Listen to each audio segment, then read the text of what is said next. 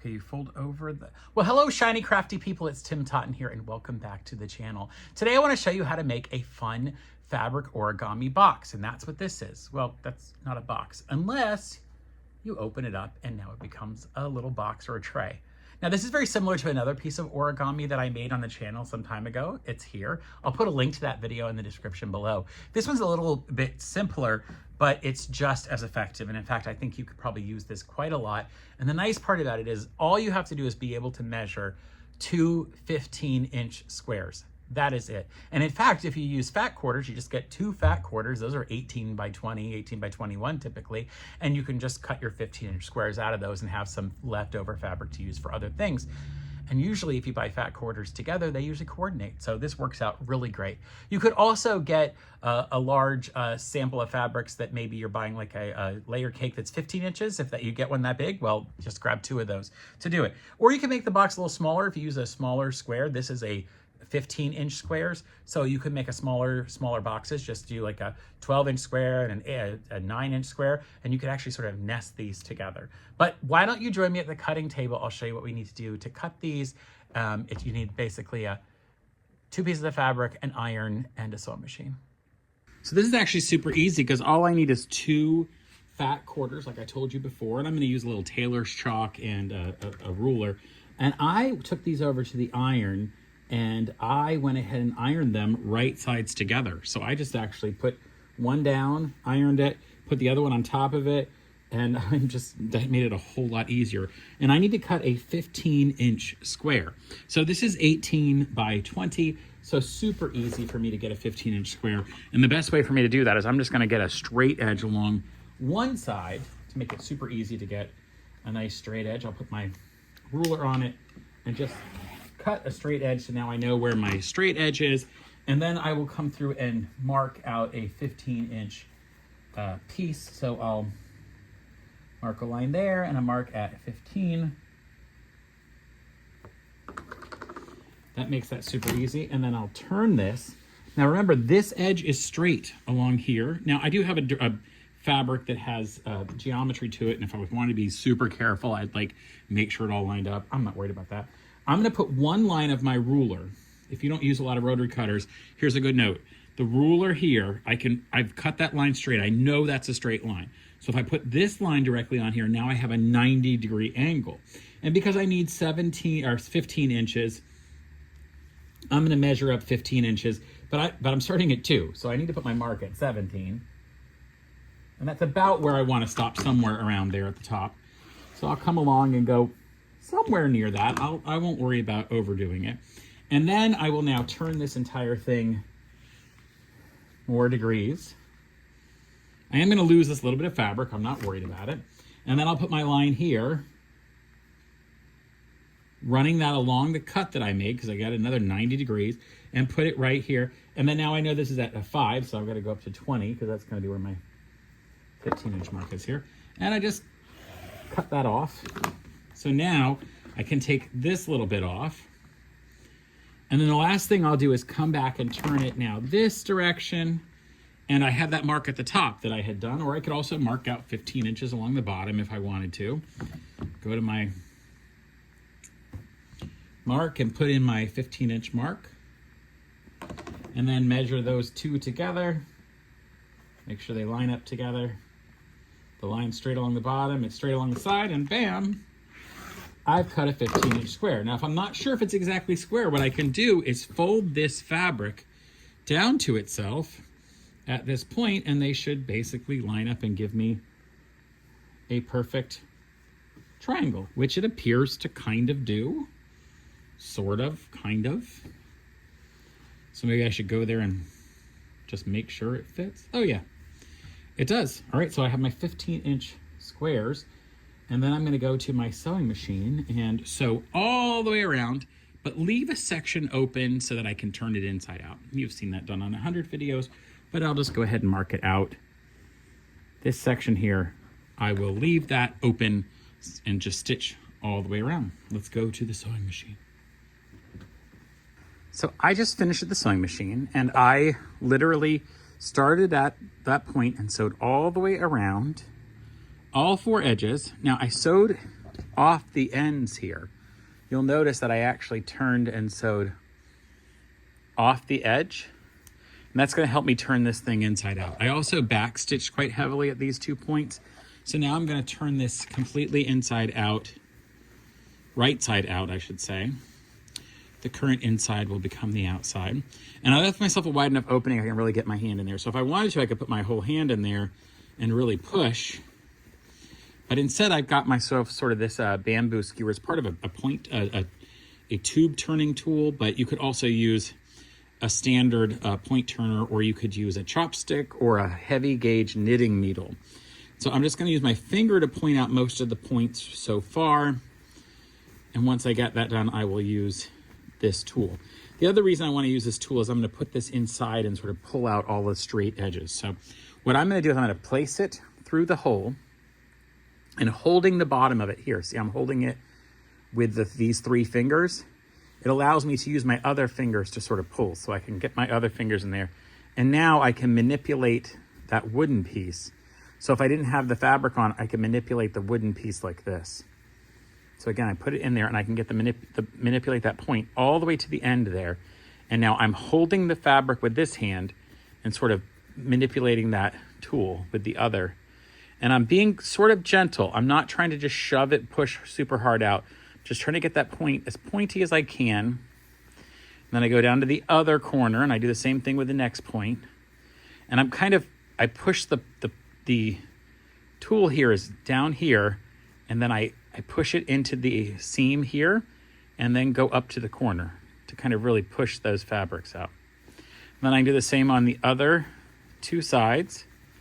So same thing to this point over here. Oh, and I just pushed through. You saw that? I'm going to point that back in when I get to the sewing machine and stitch it back. But that was a problem. I shouldn't have done that. Back here to this one. And that might be that I just didn't put enough stitches and I pushed too hard. So again to this one. Now the other thing I'm going to do is I'm going to put this right here. I'm going to let it go all the way inside. So now it's inside. And I'm going to use that.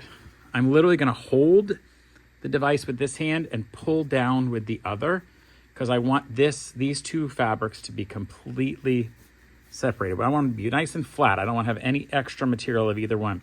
So I'm kind of moving the tool from one side to the other and then holding the tool with one hand and pulling the fabric down with the other. And I'm not grasping the tool. I'm kind of just letting it not go through my fingers so it can still move. You see that? That tool's still moving. So I can, but I'm keeping the tool from going. I'm pulling the fabric through. So I'm just going to do that on all 3 sides. So I go to the other, all 4 sides, I should say. So I then move it into the other side here. Same thing here, get it all the way to the end and pull, pull, pull. Get it down to the other end and pull it. I really want that seam open. Same thing with this one. Now I turn it 90 degrees. Doing this with all 4 sides. Now the last side is the one that's got the opening, so I'll be super careful. Now you'll notice this one, see, it's not been opened yet. This is the side with the opening. And you can see where it's got a lot of bumps. It's not as straight. So I'll do the same thing here on this one. Pull it. And of course, where it's open, it's not going to do that, but I can pull it that way. And then when I take this piece of wood out, do you notice how the fact that I stitched those in, it's pulling that fabric in automatically. Now let's go to the iron, and I'll iron this entire thing flat and then come back and stitch all along the outside. All right, here at the iron, I have my piece ready, and I want to make sure that I get that side with the opening, that I pull it out, make sure this is all nice and flat. And I can go back in with my finger and just kind of finger press that to that 1/4 inch seam. Make sure it's all the same. I love a lot of steam. You can use whatever steam you want to, but I like a lot of steam, so I'm going to make sure I get my steam on. You can almost hear it in there, just boiling away. This is not my favorite iron, by the way. This is an iron at my workshop. I didn't set up my regular iron. Don't ask me about this one. I don't want you to buy it. I don't really love it. In fact, you'll notice this iron's got garbage on the bottom. I'm literally just, I've been too lazy to grab the other iron. And this is the only real, I probably should put the other iron out for this project, because this project is going to be fun. So I will actually get my other iron out, but for right now, we've ironed it flat, and I'm just gonna stitch around the entire outside and come back and be ready to show you how to fold and flip. I'll be right back. All right, so I did stitch around the entire edge. You'll see here, there's a stitch, maybe it's hard to see, but there's a little black stitch there, a white stitch on this side. Now, what we have to decide is what color we want on the outside of this box and what color we want on the inside.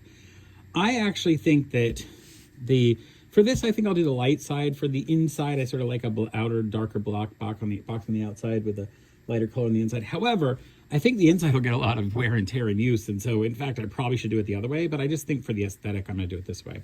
So what we're going to do is we're going to turn it on a point like this and fold it in half, the triangle in half, and I'll just iron this, press this down along the edge here. Super simple, just to get that going. And what we're then going to do is open it up and fold. Actually, hold on. I should do it the other direction. I'm going to show you why in just a moment. It's going to be a lot easier. So I'm actually going to just press that back out. Now I'll fold it over and press that line in this direction. So origami is actually, it can seem difficult, but it's easy once you understand the principles and the concepts. We're creating in here what you would call either a mountain fold or a valley fold. If you were going to work on this side, this would be a mountain fold because, as you can see, it creates a mountain. If we work on this side, that fold is now a valley. That's why it's called a valley fold. So we are actually going to do it in this direction where we've now working on the light side, so we have a mountain fold there. And then what I'm going to do is I'm going to take this point and bring it up to here. So I bring that point up there, just like this. And because we have that fold in it, that fold is going to allow us to fold this back across itself. See what that's done now? I've literally brought that point up. And then I can do the same thing with that other point that was over here. I can bring it up. And because there is that fold that's been put into it, now it folds into a square. And that square now has several layers that are folded in this way. There's other ways to do it, but I like that method the best, which is creating a fold, a mountain fold across the 2 points, and then bringing each of those points up to the middle and creating that square. So I bring that point up to the middle, lining this side up until it creates, so literally I folded it in half this way, and just use that mountain fold that's right in the middle there, or it's now a valley on this side. Use that fold, and then now line this line up along that edge. I do the same thing with the other side. See how the shape we get now? But now what we're gonna do is the same thing. We'll bring that over, and it creates this shape. All right, so that's our first step. And we now have 1, 2, 3, and 4 points. And at the top we have 1, 2, 3, and 4 points. Our next step is to take these 2 points and meet them at the center. So we'll literally fold in so that they meet one another, just touching each other. That's it. Don't go over the top of each other. They just touch each other, and we'll press those in.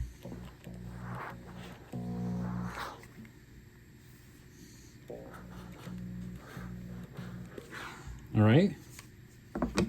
Now, we're going to turn this over, making sure those points stay there. See how they're now gone? And then we use the same lines from the outside. See, I can line that up there. And these should all point into each other as well on this side. See, now that's done that? And I can press those. And we are just about done now with most of the pressing that we have to do. Now, our next step is to open this to where this section right here, along here, lines up with the line coming down through the middle. We do that. So basically it puts half of this on one side and half on the other. And we can then lift it up and tuck that back around. And at this point, we're going to put a clip to hold that in place. Okay, that's held in place. Same thing on this side. We'll open it up just straight up and down. And then I put my finger in there to get down to this point, and I flatten it out so that the seam that's running along here, this crease, is going to line up with now those two pieces of fabric where they intersect. Just like that. And if you need to, you can go ahead and press it open. And then as I lift, just fold back. I'm going to put my clip relatively far down because I'm going to actually fold these. These are going to fold down later. Okay, so I flip the whole thing back over and do the same exact piece here.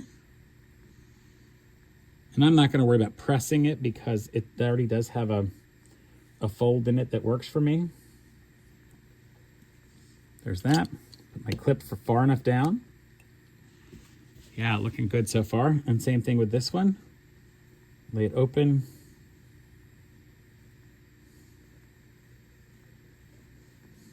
And, oh, I lost my thing. All right, so now I've got those pieces done. And then now we just have to fold all four of these tops down. So I fold them down right until they just hit that fold right there. Super easy. Just fold it down and put a clip in it. Just put a clip in the middle if you want. Or you can put a clip on either side if you really feel like you want to be more secure. All right? Same thing on the other side. Flip the whole thing over. Fold that down. Clips. I'm using big old clips here. If I can figure out where we bought these, I'll link it in the description below. Ooh. Then I open it.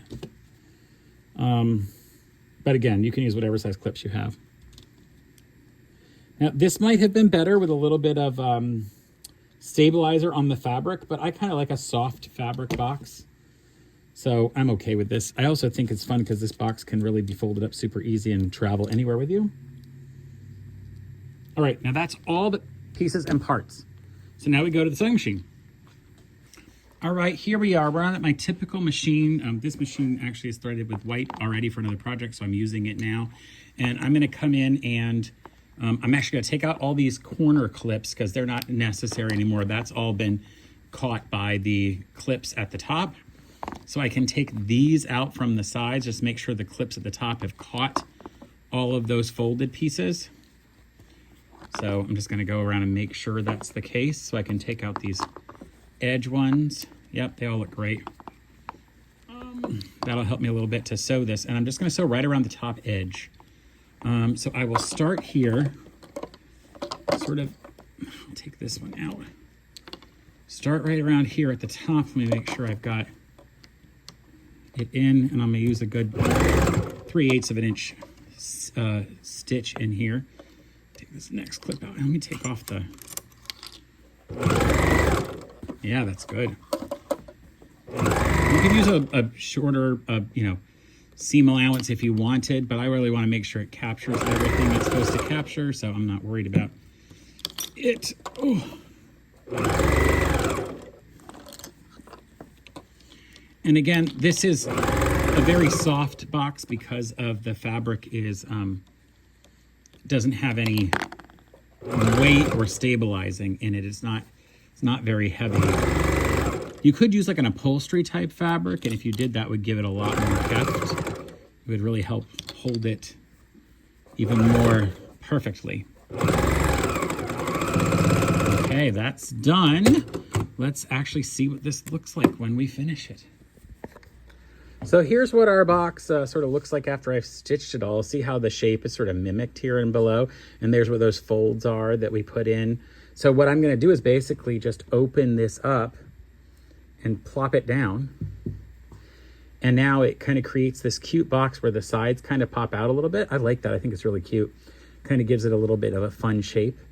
Now you could have changed those a little bit if you want. You could even fold them up a bit, maybe even stitch them right down here. Oh, pull that threads off. You could come in and hand stitch them down here and give them a little bit of a crease if you wanted, but I kind of like the way they do that. Let me give you a little different angle of this. See how that box looks as it sits down. But it kind of shows you the multiple colors like that. Let's get the thing out of the way. Super simple. And what I like about it is that if you're going to travel with this box, you can easily just point that center out again. Actually put your hand in like this, and there's already sort of natural folds in it. Just sort of push those back together, Fold those sides in, and you're back to being a folded up origami box that you can store away and pop out when you need it.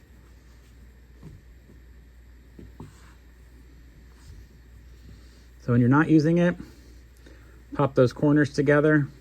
It's done. When you do need to use it, pop it open, set it right down in there, and it becomes now a bit of a hard-sided box, a little bit, for you to store a lot of different stuff in.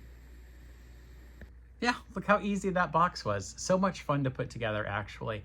And so what I really liked about making this origami box is that even without any stabilizer, it makes a pretty good box, actually, right? And when you don't want to use it anymore and you want to store it away, you can simply pull the sides together, and now you've got a flat piece of origami that you can put aside somewhere, tuck out of the way, and use again later. I like the two-tone of the fabrics. Again, if I were using this a lot, I probably would have put the lighter fabric on the outside, because the inside fabric is going to probably get a lot of use depending upon what you put in it. I see if you were to put makeup and other stuff in there for any period of time, that's definitely going to get a little bit more messy. But you know what? I think it kind of looks really good no matter what. So that is an origami style box. You could certainly make this a little stiffer with some stabilizer or batting or something else. But you at least, you now know sort of the technique to do this, and you can make more of them as you go along. So I hope you'll try this out. And until next time, folks, stay crafty and happy folding. Bye for now. All right, now I want to see if I can make a fabric crane. Those are actually pretty hard. Wish me luck.